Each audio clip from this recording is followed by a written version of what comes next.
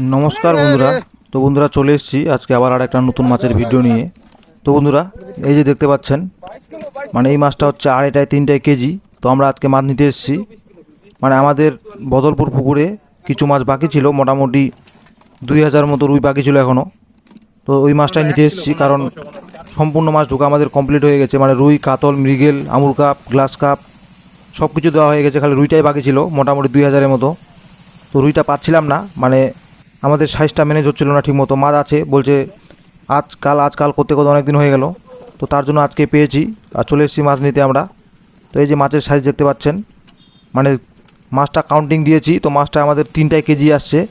তো কিছু কিছু মাছ আছে মানে 500 গ্রামেরও সাইজের মাছ আছে, তার জন্য দেখতে মনে হচ্ছে যে মাছটা বড় আছে অনেক, মানে বড় বড় মনে হচ্ছে, কিন্তু মাছটা অ্যাকচুয়ালি গড়সড় করে কাউন্টিং ওরকমই আসছে 3টায় কেজি, মানে মাছটার গোড়ান ওজন ওরকমই থাকবে মোটামুটি 350 গ্রাম।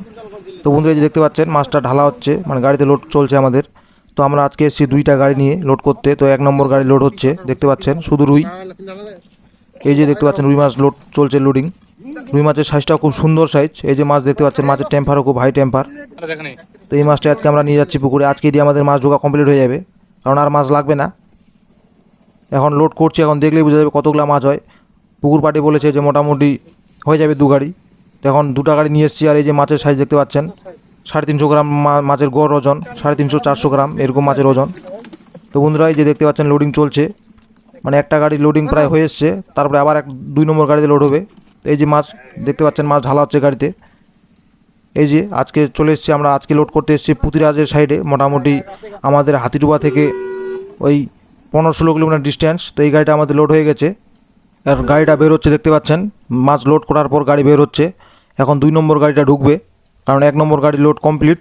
আর বন্ধুরা যে দেখতে পাচ্ছেন 2 নম্বর গাড়িটা ব্যাক করে এখন পিছনের দিকে নিয়ে আসছে, কারণ 1 নম্বর গাড়ি আমাদের লোড হয়ে গেছে, একটু আগেই বললাম। এখন 2 নম্বর গাড়ি লোড শুরু হবে।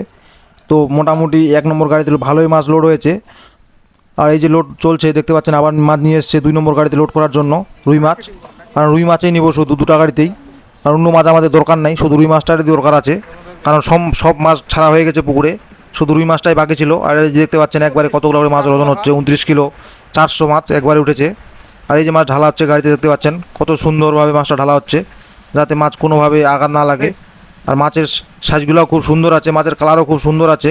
তো এই মাছটা আমরা নিতে এসেছি আজকে, খুব সুন্দর কোয়ালিটির মাছ দেখতে পাচ্ছেন বন্ধুরা।